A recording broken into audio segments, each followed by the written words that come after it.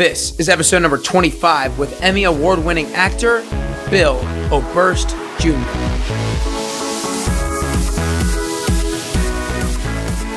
Hey everyone, and welcome back to Nick Carrier's Best You podcast. I am so excited about today's super unique interview. I've never had an actor or actress on the show before, and Bill Oberst Jr. is an Emmy Award-winning actor who has such an interesting story and interesting perspective on finding your passion.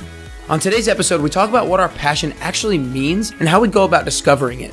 Bill talks about a certain self-limiting factor that he was able to let go of and pursue his passion in spite of it. Bill talks about how important it is as an aspiring actor or actress to be a good listener, to simply be available to others instead of making it all about yourself.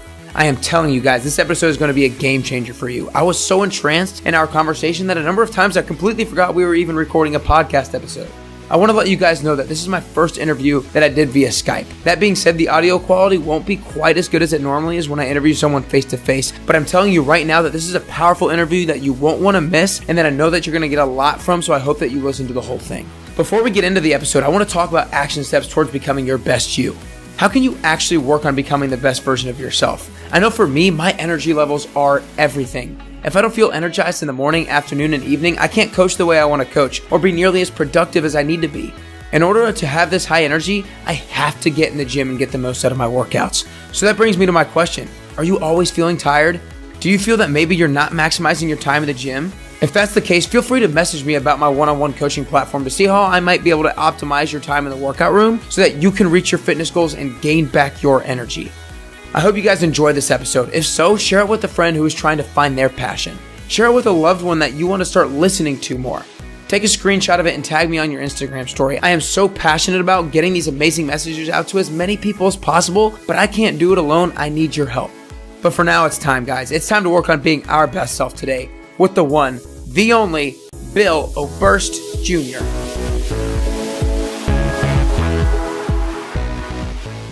All right, what's up, everybody? Welcome back to Nick Carrier's Best You podcast. I'm super excited for this unique interview today that I have with Bill Oberst Jr.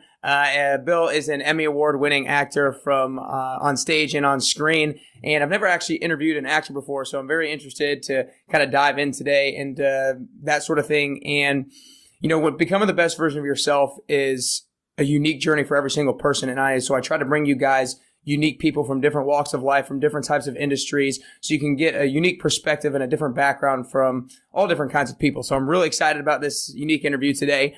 But Bill, basically, you know, the way I want to start today is, how did you start to discover that acting and going into that industry is something that you wanted to do? Nick, first I want to thank you for having me on. And also, I want to tell you viewers how I ended up on this podcast. So, okay. Nick's aunt in a former life was a booking agent for a very famous Southern comedian named Louis Grizzard.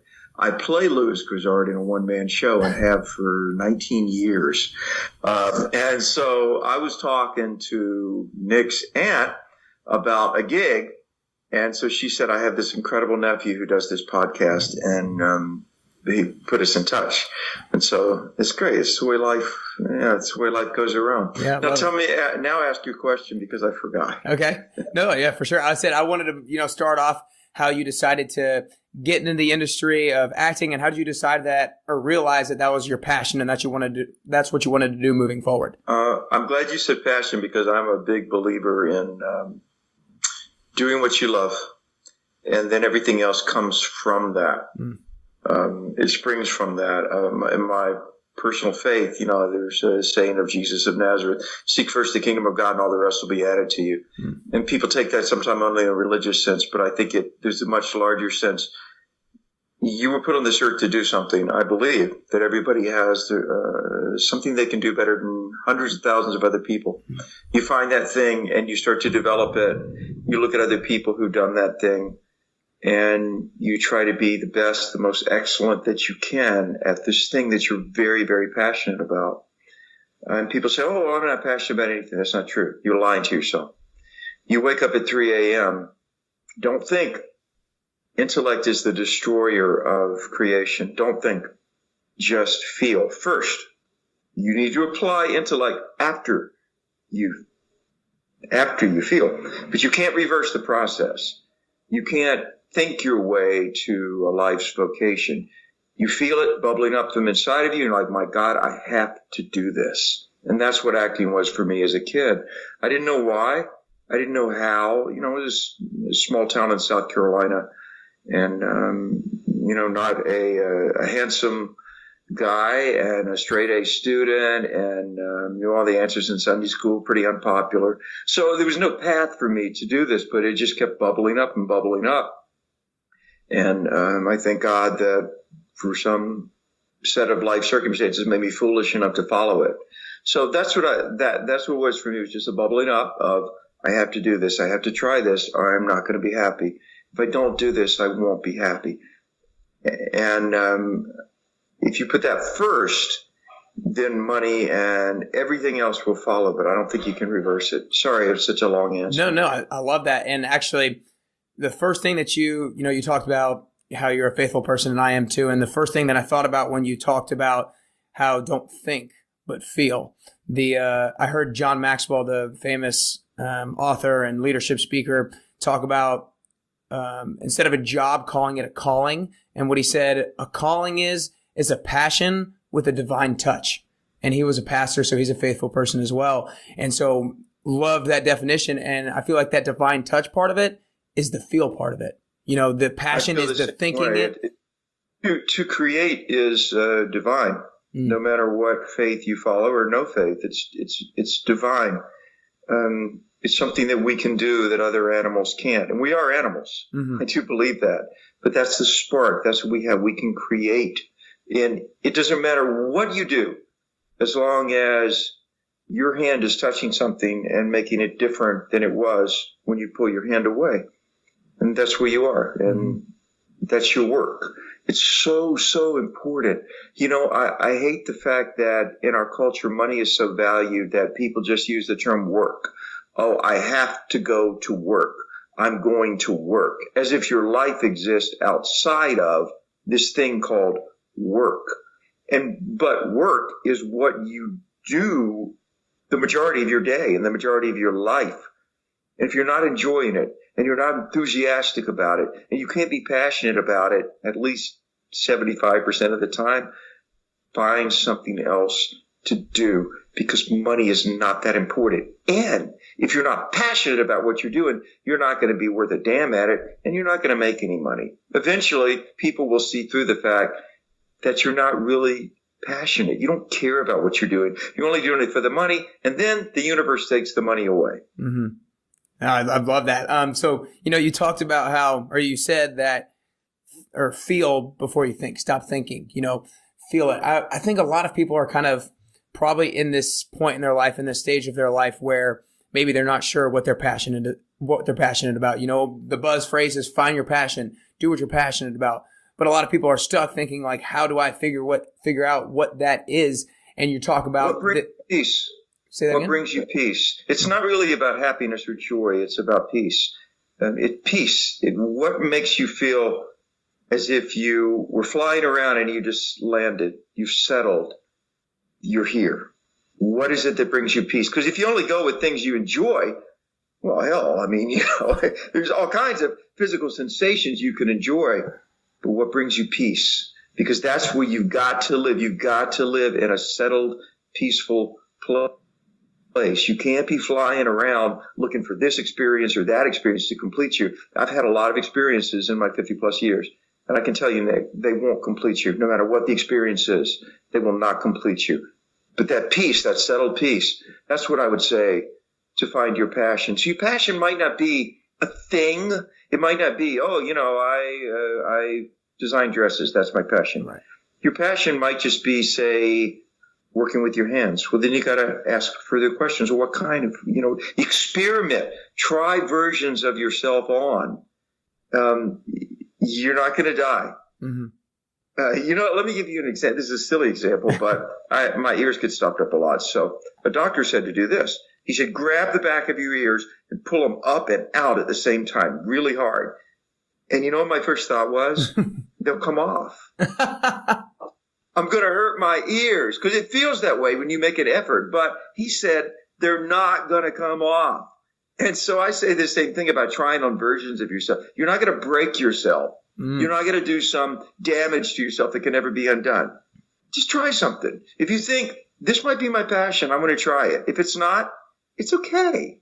It's okay. Yeah. Try something else. That's what keeps life fresh. No, I think that's really important that you bring up that example and what you relate it to, because I think a lot of people fear making a mistake, saying if I try this, like I'm going to fail. Like nothing says that you can't go back and just try something else.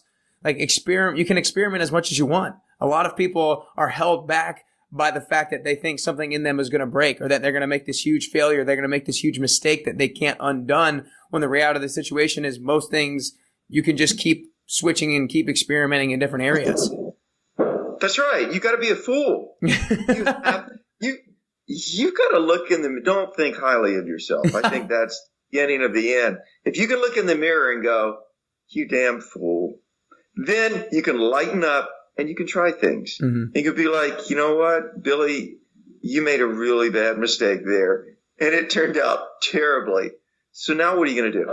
Okay, here's an example in my own business.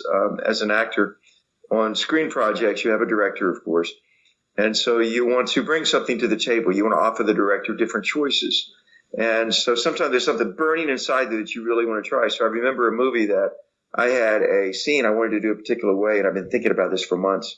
So we got on set, and he didn't suggest doing it that way. And I was like, I've got a thought. Let me try this. Let me make this choice. You're going to love this. So he said, okay, go ahead. So I did it my way in the scene. It was over. And he said, Bill, that was a bold choice. And I hate it. And I never want to see it again. But I'm really glad that you made it, because it was bold. And let's move on. And it was like, okay. What I thought, I was sure it was going to work. And it didn't work.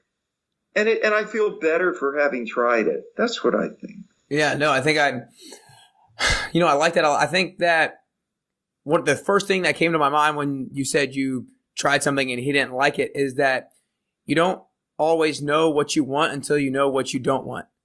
You got to try something on and then realize, like, okay, that's definitely not what I wanted it to be or what I thought it was going to look like. And now I can check that off and keep moving on, because I think a lot of people have, when finding their passion, they think I have so many different things that I enjoy. I don't know what I'm going to take on. It's like, okay, we'll try one.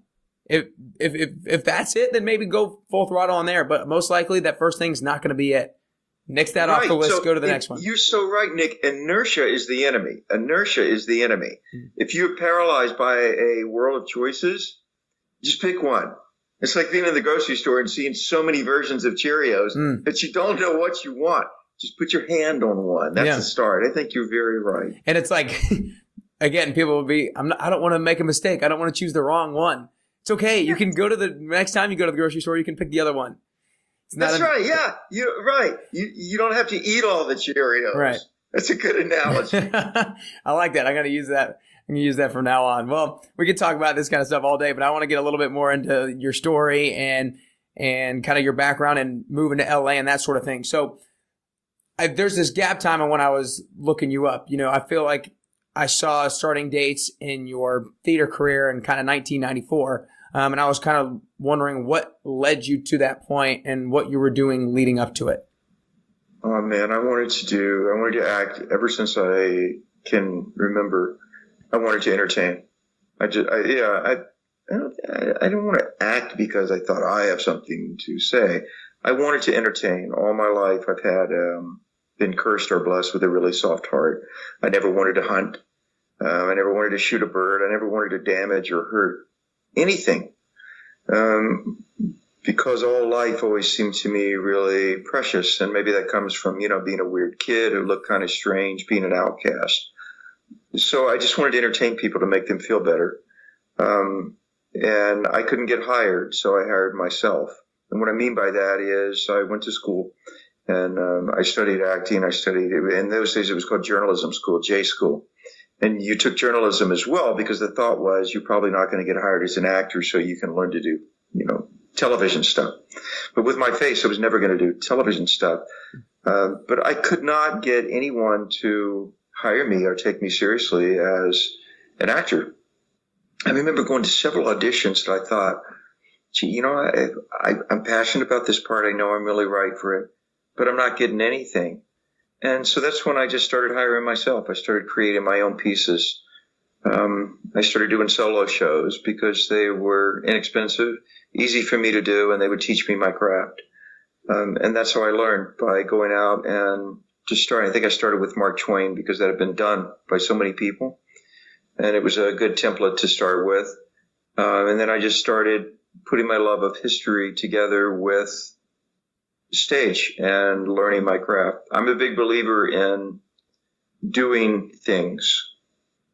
If you want to learn how to do things, yeah, there's some basics that you need to learn, but you're not going to learn everything from the book. You need to put your hands on it and start doing it and start feeling it and get the feel of it. And you're going to make a lot of mistakes, a lot.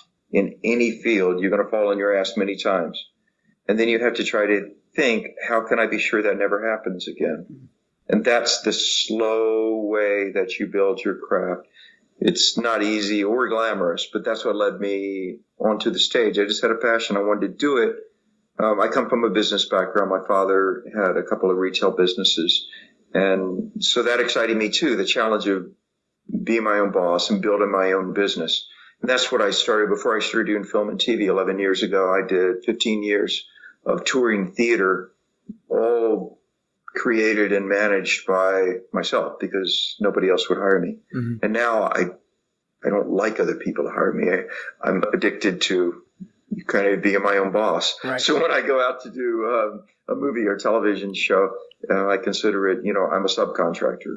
I'm bringing what I'm bringing to the project. And then when I'm done, I move on and I go to another project. So I've never punched a clock and I've never missed it.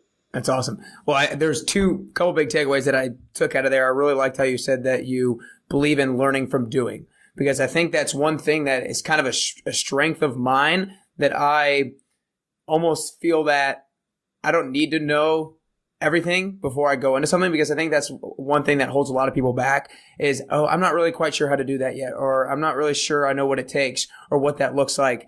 And they let that hold them back, that fear, that lack of knowledge that they think they have from actually partaking and submitting themselves into whatever experience it is. But the only way you're going to know and have all the answers is actually doing it and screwing up. And the other thing is, you hear, everybody says, failures are good, learn from your failures, but only if you actually evaluate it, like you said, and make sure that doesn't happen again. Why did it happen? And make sure it doesn't happen again. So I think that those are a couple key takeaways that I think that were very valuable that you were able to, implement in your life. You'll never be ready. You'll never be ready. Don't ever wait until you're ready. When you think, okay, I am now completely 110% ready and nothing can go wrong. It never happens. Wait until you feel reasonably competent to try it and a little scared. Mm-hmm. That's the time. Reasonably competent is important. Yeah, no, I like that. Doing something like, paragliding or something, but right. Yeah. And I don't, exactly. Yeah. I think that reasonably competent is a huge part, because I understand. I'm big on understanding the universe of your endeavor, what you want to do. Learn the universe.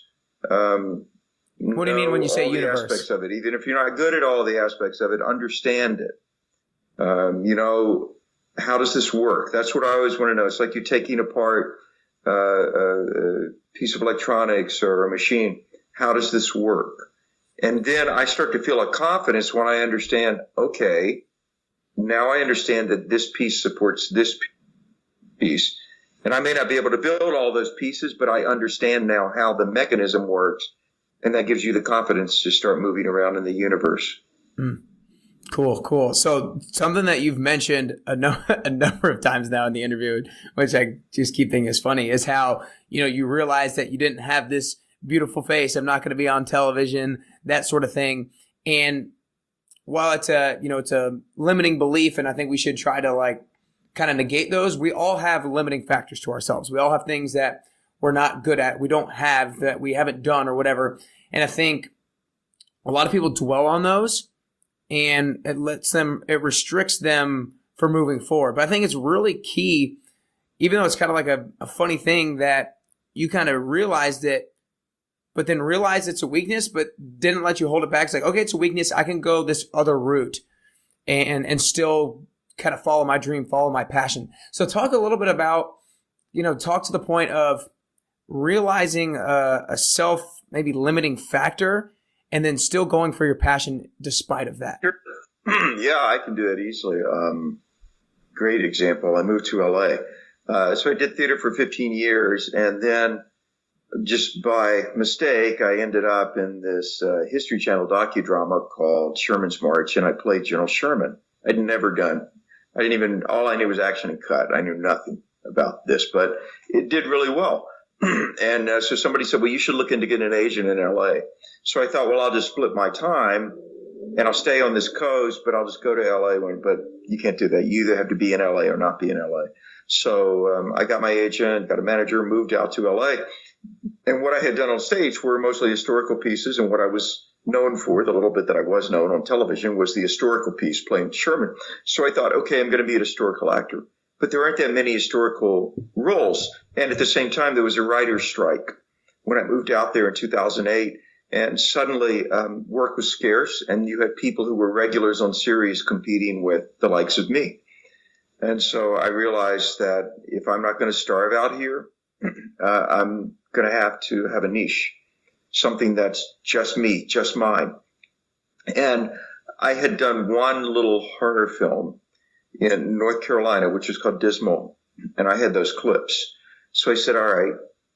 And this was because I kept going out for auditions for soccer dads. And one really nice casting director said, let me give you a tip. You look like the soccer dad that's going to kill the team in Ethan. She said, I understand camera work, and let me tell you how you can work. And I said, how? And she said, go dark. And I said, how dark? And she said, with your face, you can't go dark enough. The camera likes you dark. So I thought, okay. So I took everything else off my reel, even though I didn't really want to be Mr. Dark. It's like, this is what's going to work for me, and I have to let the other things go. So I took everything off except the horror clips and started marketing myself that way as the guy with disturbing face and piercing eyes. And then I started getting work, and I was at a casting session, and somebody said, oh, you're the guy with the disturbing eyes. And I was like, I'll be damned. You say what you are enough, and people start to say, oh, that's what you are. It's marketing. So yeah, you can't hold on to all versions of yourself that you wish could come true just because you wish they could come true. You can hold all those in your fantasy, and it's fine. There's a difference between being realistic and being pessimistic. Some people say, oh, if you're realistic, then you have to say, my dream can never come true. No, you just have to understand the world of the business, the endeavor that you want to move into. What are they looking for? And what niche can I fill? And for me, it was a guy who's a pretty decent dramatic actor, really hard worker, who also has this really disturbing face, but he's very grounded, who can play these unhinged characters, but who's very grounded himself. Because there's two sides of my business. One is the stuff you see on screen, and the other side is the hard-nosed business of being on set. And they don't want any drama. They want you to show up, do your work, have something to bring to the table, keep your mouth shut when it's time to keep your mouth shut. In other words, you got to be two people. And I was able to have that business side and also this. So yeah, and once I did that, once I let go of those other versions of myself that I was like, gee, I'd really like to have this. And said, Billy, this is the pony that's going to ride you. And sure enough, it's ridden me well. That's awesome. I think that's really cool how you say, you can't always make things that you wish come true to come true. And then once you get to the point, I feel like when you can fully accept that, then you can start making forward strides in your life. Because I think a lot of people hold on to it for such a long time and holds them back. But once you finally accepted that and you finally made the moves to make only the horror clips and stuff on your page, then you started making strides forward in your career, which is... And people hold on to things that they haven't tried, so they don't know if they like them or not. As you say, people dream about things for years and decades without ever even delving their toe into that pool, and it's a waste of a life. Mm-hmm. Gotcha. So let's start with your move to LA. Everybody moves to LA to try to make it in Hollywood. I want you to kind of talk to when you moved there and what kind of going through that grind was like in the early on years. Hellishly hard. I can't say how hard it is and how tough a business it is and what a backbone it takes. It's constant rejection. I'd say over 90% of the time you're going to be told no. And you have to not stop. You just can't stop. You have to, before I really got a foothold and got established, all I would do every day, my job, get up, get your breakfast, sit down at the computer and start submitting. And you submit all day long because casting notices in LA roll in all day long. So really you just eat and submit. And then when you get an audition, you go to the audition, you do the best job you can, you get back and you start submitting again. And you have to keep yourself going in that mindset, not saying, you know what, I think I'd just like to stop and just do something fun, because that ain't going to get you where you want to go. Mm-hmm.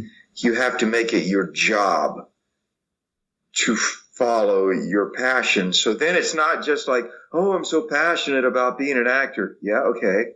Well, here's the work it takes. Well, gee, I didn't really want to do that. I just kind of wanted to be on the red carpet. Mm-hmm. Yeah, well, that's most people who ever wanted to get into my business. And the red carpet is a silly experience, and it's such a tiny part of the universe of it. Mm-hmm. But yeah, you have to just not stop in LA. And even then, there's no guarantee that no matter how hard you work, there's no guarantee that anything good is going to happen. And what happens that's good in LA is not permanent. Mm-hmm. It's not a place of permanent things. You know, you can be doing really, really well for a couple of movies, and then if you don't happen to hit the right streak of movies or stay in casting directors' eyes, they forget who you are. So it's hellishly hard, and I wouldn't recommend it to anyone. Yeah. Gotcha. So there are two things that I believe drive action from people, and I think it's a confidence or belief that something is going to happen or something is going to come from a particular action. And then the other one is passion, just in and of itself, because you enjoy it or you feel that calling, that divine touch deep within that it's what you're supposed to do. Do you think you had any sort of confidence or belief that your hard work was going to pay off in the end? Or did you simply just think that you were moving forward, taking action because it was your calling, it was your passion? The second. Because in LA, it's unrealistic to think, and I know people who do this, who have vision boards that put up, you know, this is the house I will own in Malibu. And this kind of, I never cared about any of that. I was about putting one foot in front of the other and let's keep moving. And sure enough, one thing leads to another. The Emmy win that I was associated with, which was tremendously helpful to my career, happened because in desperation in marketing myself, you know, to give myself something different and harder, I became known to people who were looking for, you know, strange faces, strange characters. And so this role of the Facebook stalker came up, and I was sent out on the audition. And while I was in the audition room, the guy Googled me, the director, and saw all the other stuff I had done. And he was like, do this. Let me see this face. Try this. Do this. Do this. Because he had all of that online reinforcing that this is who this guy is. And then it ended up winning an Emmy. Criminal Minds that I was recurring on, that job happened because I did an $80 extra job in the middle of the night and showed up. And that director of that $80 extra job, which was a low point of my life, because it was not because it was $80, but just because it was like, God, is anything great ever going to happen? Just keep putting one foot in front of the other, Billy. Keep showing up. Do your job. Show up. That director was the best friend of one of the series regulars on Criminal Minds, who ended up directing the episode that he cast me on that got me started on Criminal Minds. So that wouldn't have happened had I not shown up, done the job, even though it wasn't going to pay much. Just do the job, middle of the night. Get up, get some coffee, keep moving, do your job. Mm-hmm. So I'm a big believer in don't have grand visions, because then if those visions don't happen, you'll want to stop. Instead, make your vision the next step, mm-hmm. and the next step, and the next step. Don't try to see too far in advance. just take the next step. And small goals are also great, I think, because then you feel a sense of accomplishment. Right. Yeah. So I'm definitely a believer. Small goals, I think, are huge. You have to have goals, action steps. Goals kind of almost is like too big of a thing for small action steps, kind of like a daily checklist of things to do. But a couple things. I think a big vision is important because you need to kind of know what kind of direction that you're going towards. Because you wanted to, make it or whatever in Hollywood. So you had to keep doing as much as possible to kind of keep you relatively on that direct path. But it is super important. And I learned the rules. You're right. I learned the rules of that universe. I don't mean to say that I did. I talked to as many people as possible and said, how do you do this? What steps are to be taken? So I was following a playbook, but just not always imagining that I was going to be the star quarterback. Exactly. And it sounded like to me that you just have to be a yes person when you're starting off your career. Like every opportunity that comes away, I'm there. Yes, I'll do it. And I mean, do you say basically yes to every single opportunity that might have come your way? That's right. Because you never know which one. You do not know which one is going to be the one that people will see. And I've done 150 projects, some big, some small.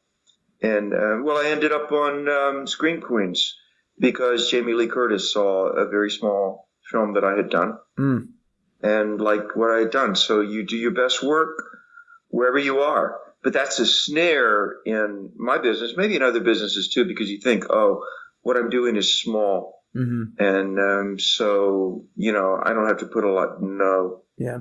Never. You've got to give it your very best every single time. And that's a lot easier to say than to do because it means you got to get it up over and over and over again. And you can't do that unless you're completely grounded and know this is what I want to do. And I think I'm reasonably good at it. And so I'm going to do the very best that I can. You have to give yourself pep talks all the time. Mm-hmm. Yeah, something just overcame me. So I believe in this idea that I've kind of coined or whatever, just to myself, really, attack life when you're young, which means just, take it with a grain of salt right on the surface. But one of my steps to attack life when you're young is be the best actor you can be, and not by putting on, and I don't mean by putting on a face. What I mean is when you're an actor and you show up for a specific role, you are trying to be the best at that role at that particular time that you can possibly be. And so what I mean is be your best person, be your best you every single opportunity possible, because you never know who's watching. You never know what opportunity might come your way. And like we said, it's so much easier said than done, but I think it's such an important thing to kind of keep on the top of your mind, to not be like, oh, nobody's watching right now. Like, what's going to come of this? That sort of thing. Whatever you've got to do to even maybe just trick yourself to think that this opportunity is going to be worth something, so I have to bring my best, you've got to do it. And I think that that's such a big lesson, especially in, the industry that you were in, because you had these opportunities come your way when you didn't necessarily foresee them coming. And if I can share one other aspect of it that I would not have expected. This business seems to be a me business, my business, but I find that I get more work and advance more, and I'm happier when I make myself be interested in other people and in their work and in their projects, and make that the emphasis, and try to say me and I a lot less than you. People will respond very, very well to that. I started doing this because, I'd show up for a small role, and I thought, okay, well, you know what? I want to find out who else is working the shoot, not just the actors, though. Who's the guy hanging the lights? Who's the cinematographer? What have they done? Have they done anything that I might have seen? If not, maybe the cinematographer has a reel online, so I can go online and I can look, and then when I see him, I can say, hey, Bob, that sunset shot that you got at 13 seconds in on your reel was incredible. What lens did you use for that? You'd be astounded how showing interest in other people makes them open up. You learn, and it comes back to you, and they will show interest in you. But if you're only always about yourself, then people will begin to resent that, and I think it holds you back. Man, I absolutely love that, because I think a lot of us in whatever job or whatever work we're doing think that we're doing everything that we possibly can. But if we make ourselves more interested in other people, there's always more that you can actually be doing. Because I'm sure a lot of people who are going after it in Hollywood or trying to be an actor would never maybe necessarily think of that sort of thing. And there's so many small things that you can make of that. So many people who are going to be at those shoots, so many small things that you could look up about them, ask specific questions about what they've done in the past or just their equipment that can make you interested in them. And I'm just trying to speak to the fact there's always more that you can do if you be creative. What about the caterer on a shoot? I started talking to them and finding out what other shoots have you catered, what are the challenges of your business. And people will open up about their end of the business and how it works. And so your universe is expanding. You're learning more and more and more about the universe, and you become knowledgeable about every single aspect. And then you start to put yourself in their positions. I am in Brevard, North Carolina right now doing a horror movie. And so there's a lot of blood. And for the makeup effects, you just have to stand still for a long time while I have blood all over me and wounds and whatnot.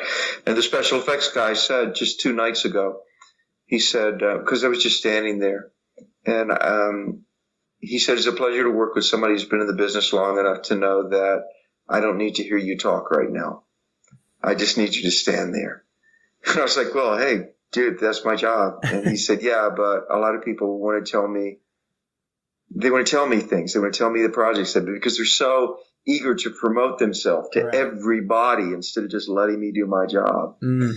So yeah, there's something to being interested in other people, because then you start to get a sixth sense of when to shut up, and sometimes that's just as important as when to talk. I like that. So you said how it is such a brutal industry to go to, and you probably wouldn't recommend it to anybody. But I want you to imagine somebody's coming to you who is a young, up-and-coming, aspiring actor or actress, and they're asking you, should I go and try to do this? And you're going to try to give them the best advice that you can. What is either the quality that you're looking for in them, or what is the next question that you're going to ask them to decide whether that's a yes or a no? Why do you want to do this? Why do you want to do this? And if the word fame or famous comes in any way, honey, no, don't do it, because you're in it for the wrong reasons. And when you do achieve the fame, and I've been there just a little bit, when you achieve it, it won't make you happy. You're doing it for the wrong reasons. Why do you want to do this? The only real reason can be, I have to. A preacher told me when I was a kid, I said, how did you decide? He said, you don't decide to be a preacher. Not if you're a good one. It comes to you and you run from it. And you run from it. And if it catches you, you preach. Yeah, I never forgot that. It's the same way with the creative profession. You better be doing it just because you can't do anything else and be happy. So if that's the answer, then I would tell that person, prepare and learn everything you can by doing small projects where you are before you think about, I'm going to just go to LA and people are going to find. No, they're not. They're not going to find you. Nobody cares. Have the best experiences that you can have, and then be realistic about your money too. You have to think of it as a business. And as with most small businesses, it's 9-10 months before you start making money. So you got to have 9-10 months of LA income in the bank, or New York income in the bank before you move. And people are always like, oh no, it'll be different for me in 2 weeks. No. In 2 weeks, it's not going to happen. You better have that 9-10 months, 6 months minimum income in the bank, because these are expensive places to live. And there's a lot of you. No matter what you are, how unique you think you are, there's a lot of you. So that's the pep talk, which is not much of a pep talk. Right. More it's like convincing you not to. Well, you know what it does? It weeds out prepared. It weeds out the weak, or it weeds out the people who maybe aren't cut out to do it. Oh, yeah, man, because all people see about this business is the star end of it. That's all they see. We're a very celebrity-oriented culture, and they don't understand that. How does the red carpet happen? dudes in a truck show up and they unload a piece of industrial carpet from Home Depot. And then another dude shows up and he puts out the stanchions, and another dude shows up and puts the lights and plugs them in. And then somebody sets up a table, and somebody's got to make sure there's pins. And then we jackasses show up and say, hey, I think I'm on the list. My name is Bill Oberst Jr. And they say, oh, yes, of course. And then we kiss and hug. And then afterwards, somebody's got to take the shit down and load it up and haul it off. That's what a red carpet is. There's no glamour to it. Mm-hmm. It's just a mechanical thing that happens because a lot of people do their job. Right. And that's a letdown for people because they want there to be something special. Mm-hmm. They want there to be something that this is unlike anything. No. There's nothing that's unlike anything else in life. No matter what it is, when you go behind the curtain, you'll see people doing their jobs. Mm.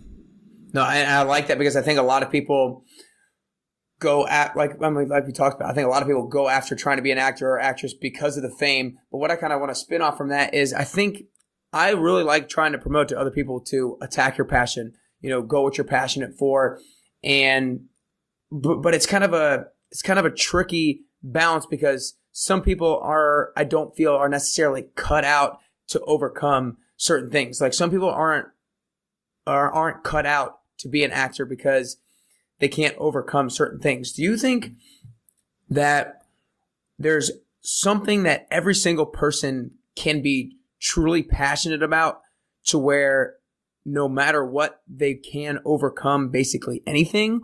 Or do you think that it's just like certain people are just harder workers and more resilient to that sort of thing than others? I think that everyone has some talent and I think it's a gift from God, something that we're put here to do, some vocation. It can be as simple as being kind to animals. That's a vocation. And then the hard work and resilience goes with that. I don't think that there are standout geniuses or people, they were just born to do that. Any successful person, you always find lots of unseen hard work, scads of unseen hard work usually. Overnight sensations are never overnight sensations. So, it's hard work and resilience, but being resilient about something that's in your soul. Not saying, I want to live in this house in Malibu, and so I'm going to be resilient and hardworking about getting that one day. And I may be wrong, but I don't see that as anything that can sustain a happy life. Mm-hmm. It has to come from within. And do it where you are. That's another thing, Nick. You don't have to do the huge version of the thing you're passionate about. Start by doing the small version. Do it right where you are. It doesn't have to turn into a business. There doesn't always have to be a financial outcome. There may be, but the important thing is to just start doing it and nurturing that thing in your soul. And that's where you get into the divide between the spiritual and the physical. And our culture is primarily physically based in things we can touch and tangibles. But I think that the majority of what makes life worthwhile are the intangibles.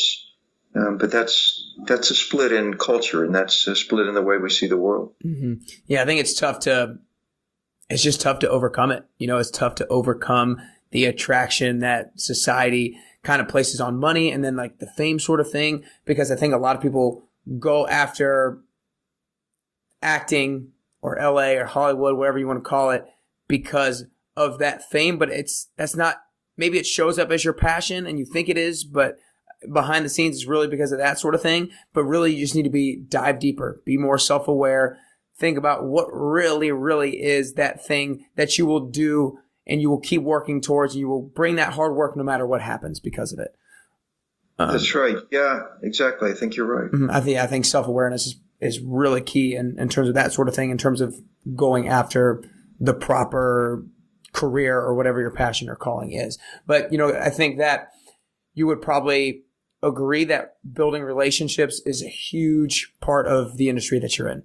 So that's right. And not only because I'm networking, mm-hmm. The idea of networking reduces people to objects, like cars on the freeway that I have to get around so I can get where I'm going, or people I network with people who will help me. I hear that a lot. Well, why don't you just be available to other human beings in any way that I believe God puts you in touch with other human beings. Mm-hmm. Just be available to them. Just listen. And then you will learn what networking really is, the larger sense of network, agape networking of all of us together, all interconnected. And believe me, better things will happen in your career if you do that than if you try to pick and choose specific people. I see this a lot in my industry. People like, what have you been in? And then because they want to rank you, I'm a writer. Oh, have you written anything that I might have known? Because they want to rank you. Stop ranking people. Stop trying to decide, can this person be helpful to me or not? If you try to fall in love that way, you're never going to fall in love. Mm-hmm. Can I fall in love with this person? Is this a person that I could fall in love with? Hell, who knows? Go on a date and listen to them and feel what it's like to be in their presence. And then you'll know.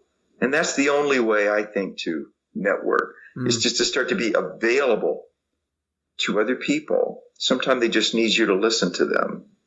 Sorry, I was talking. No, I love that. And I think you were getting ready to answer the question that I was getting ready to ask, which was, I believe that you see the importance of building relationships in your industry. And then I was going to ask, what do you think is the number one thing that you learned in terms of the importance of fostering the best relationship possible? And do you think that it's be interested in others, listen, and so that you think that's probably the most important thing? Listen, don't ask questions that try to put people in a box.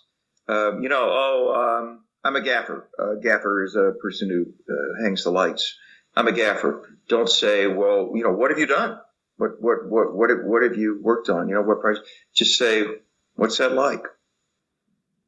What's that like? How is that for you? What's it like? And then you can ask, if you're watching them do it, you can ask, I love to ask specific questions. Why are you putting that light there? What do you do that? But people have these cookie cutter questions that they want to ask, again, to rank. How'd you get it? How'd you get into the business? And what have you done? So and so, so and so. And then the worst is you meet somebody in your own field and like, oh, what advice would you have for me so that I can advance further in my career? In other words, could I please use you? Could you hook me up with just some advice that I can use and then move past you as a human being? It's awful, man. I like that. I don't think I've ever thought about it in the way that I just popped in my head when you said that, is you can learn from others without asking learning questions. You know what I mean? Like, it's not, in order to learn, you don't have to say, what's the best piece of advice, or ask for specific information. If you just ask questions about what it is that they do, then you can learn that way. And let people talk. If you ask people one question, usually you don't have to say another word if you don't want to. And don't be offended because they're not asking you a lot of questions about you, because most people won't. But what they'll walk away from is saying, hey, have you talked to Nick? Man, he's a great conversationalist. I really enjoyed talking. Why? Because he let me talk about myself for like 10 minutes. People love that. Just ask questions and really listen. Do not look down at your phone. Do you hear me? I'm telling you, man, there is an entire generation, and when you look down at your phone, they're discounting you. Put the damn thing away. If you're talking to somebody who's over 40, and there's still a lot of us over 40 who have some influence in helping people move forward, look in their eyes. Look in their eyes, because nobody does that. Everybody's doing this. Huh. So when did you start doing it? Huh. People are always doing that shit. Don't do it. Instead, ask them a question and then look in their eyes. And when they're done, use the Mike Wallace technique. Mike Wallace was a correspondent on 60 Minutes when I was a kid. And he would always get people to confess to these awful things by just asking questions. And then when they would finish talking, he would just go, and then they say something else, right? Because they want to fill the silence. Mm-hmm. Learn to be a good listener and look in people's eyes and be fully present with them. It goes a really, really long way. I've done that before, and then heard from people who said, hey, Bill, I'm doing this project, so-and-so, so-and-so. And I'm like, you know what? I know they're contacting me because I listened to them. Yeah, that's something that I know that has been a huge weakness of mine in the past. I realize that a lot of times I don't let people finish their sentences. I kind of, whenever something comes to my mind. I did it to you. No, you're good. I realize that when a thought comes to my mind, it just comes out instead of like storing it and realizing there's still more to listen to and there's still more to learn. And I feel like, and I've realized this in doing interviews too, that the more I've done this, the more I've gotten better to just sit back. If you think they're done talking, hang on a second. They'll probably say something a little bit more. And that's something that I'm trying to implement in my everyday life in the interviews. But the interviews help me more and more to actually implement it in my everyday life. I almost completely forgot we were recording a podcast right now when you were talking about it. I was like, hang on, don't talk, and let him go. But all right, go ahead. What were you going to say? It's the yeah culture, which you hear a lot in LA. People will say, well, I was on, and then they'll complete the sentence. Set. Yeah. In other words, I've got it. Move on and talk about other things. It's insulting. It's demeaning. It's presumptive to assume that you know what they want to say. Let them finish and then listen more. I have to do this because I have aging parents, and sometimes one of them will struggle for a word. It just won't come to mind as quickly as it used to. And I have to catch myself from saying, the flower store. Say, well, I went to I'm like, shut up, Billy. Let them think. Let them think. Let it come to them. And it will. If I can just discipline myself to do it. That you're so right. It really is a discipline not to say yeah.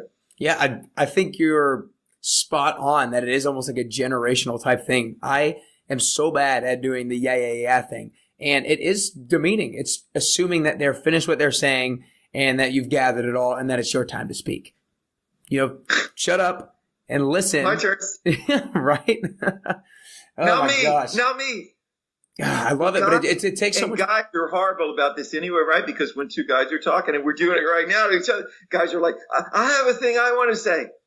It takes so much practice. And another thing I thought about when you were saying that is, I think a lot of us think we have to say yeah in order to make the other person know that we're listening. You don't have to acknowledge that you're listening to them just by saying yeah. If you're giving eye contact, that's plenty enough. Plenty enough. Yeah. Or just a head nod, whatever it is.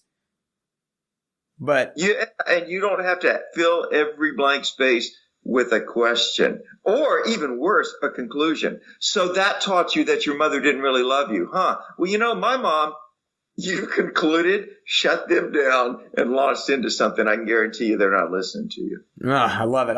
It's such an important thing to start working on. All right, I want to get to the last two questions. So the second to last question is, I feel like we talked about goals, we talked about vision and then small goals, but I always throw out the age question for this question. So you're currently 53? Is that correct? Is that all right if I say that? Cool. And in 10 years down the road, you're going to be 63. Reality of the situation. So what I want to ask you is, I'm sure you will have goals, things you want to accomplish, things you want to create, relationships that you want to build. What does 63-year-old Bill look like? What have you done? What have you created? What are you currently doing? That's a great question, and I actually have an answer to it because I've, by the grace of God, knock on wood, established myself a little bit in film and television so that I get people asking me to do jobs because I'm known for particular types of roles. So having that, what is it that I am passionate about that I want to create? Having that base, having that base of income and being able to live. Is that enough? No. Now I want to create something. So 3 years ago, I had this same thought that you're asking, like, in 10 years, what do I want to be doing? Let's assume that, God willing, the work continues. Is that enough for me? And I was like, no, I'm glad to have it and I enjoy it and I love it. But now I want to do something else. I want to build. I want to create something in addition on top of that. And so I decided I wanted to go back to doing solo shows, but I wanted to do a solo show that I could tour with for the rest of my life and about something that really meant something to me. So I reconnected with an author named Ray Bradbury. I never met him, but only through his book. So when I was growing up, I loved Ray Bradbury. And I started to think, nobody's ever done a solo show about Ray Bradbury. And I wonder. And in the midst of this, he died. And so I wrote to his hometown that was doing a memorial remembrance at a festival. And I said, you never heard of me, but I'm a really big Ray Bradbury fan. And I wonder if I could come and do a reading from Ray's. And they were like, yes. So I came and went on stage at the theater he grew up in Waukegan, Illinois, and did this reading of a piece that meant a lot to me when I was a kid. And got really good reaction. And those people eventually put me in touch with the Bradbury family and his representatives. And over a 3-year period, I developed, wrote, edited, received permission for copyright for a solo show as Ray Bradbury, which debuts in Los Angeles in March, and then we'll tour. And it was a 3.5-year process, and it's been remarkably satisfying because it's something that meant something to me. And if it works, and I intend for it to work, I can tour it the rest of my life because he died when he was 90. Mm-hmm. I'm going to play him at my age and just age with the show, like Hal Holbrook did with Mark Twain. So, 63-year-old Bill for me looks like a guy who's going around the country playing Ray Bradbury and bringing people optimism and joy about the human race, which Bradbury did.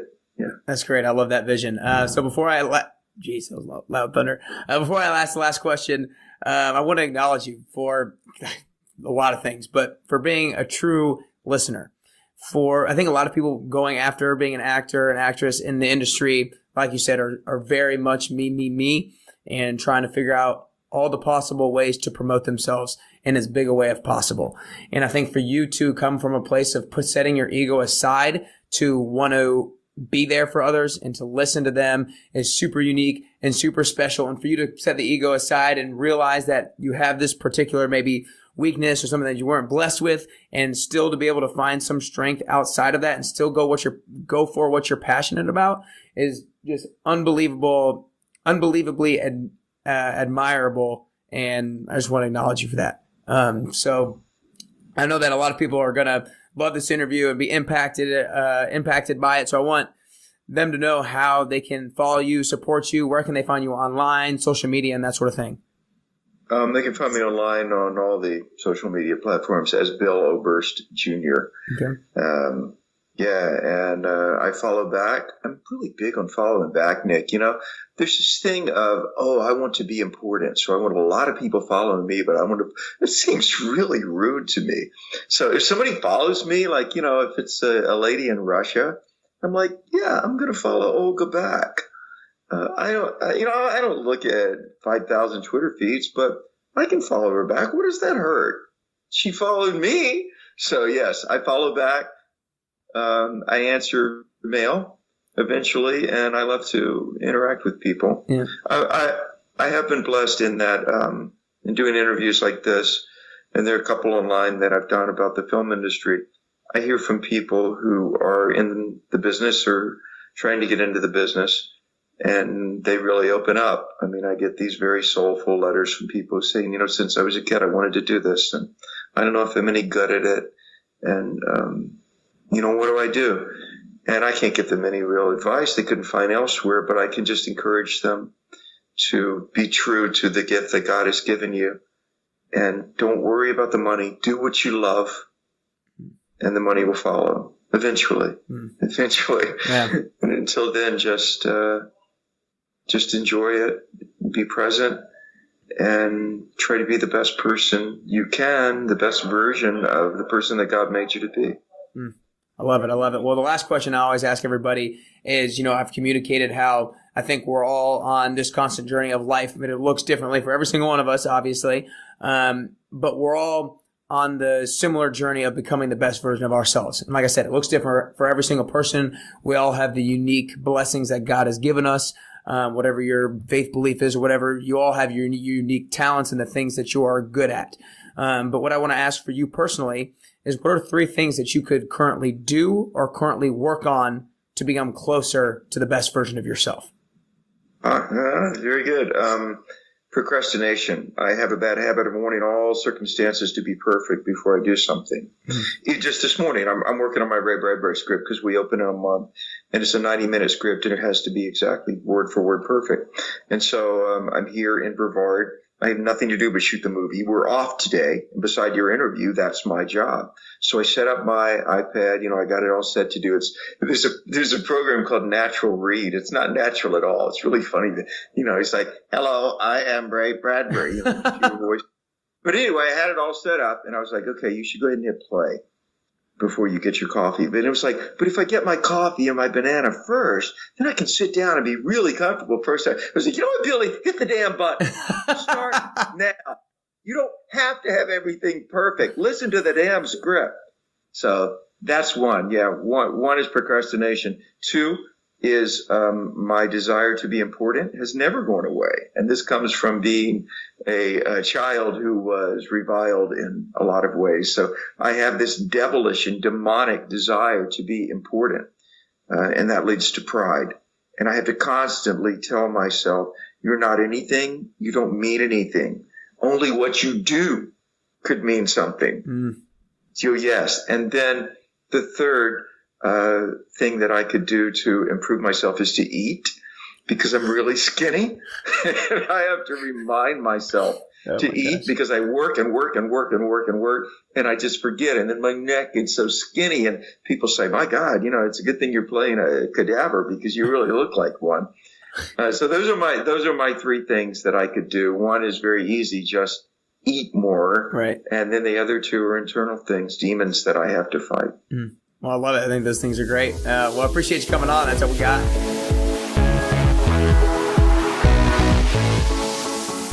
There you have it. I hope you enjoyed this episode. Now it's time to act. Leave a like and a comment on YouTube. Subscribe to that page. If you're on iTunes, leave it a 5-star review. Help the show move up the ranks so more and more people can get access to it. Feel free to take a screenshot of this episode and let me know you're listening on Instagram. Are you doing a good job of listening to the people that you're having conversations with? I know I'm personally bad at being that yeah person, but I'm aware of it. I'm constantly trying to shut my mouth tighter and open my ears a little wider. Remember, everyone, if you ever look at someone else and think they're such a hard worker, I wish I had that kind of drive, know that you can. You have what it takes. But it takes some self-discovery, some self-awareness to discover what truly is your passion, what truly is your calling in order to breed that kind of work ethic. Thanks so much for listening. Keep taking consistent action every single day. Now it's time to go out and upgrade yourself today to get closer and closer to your best you.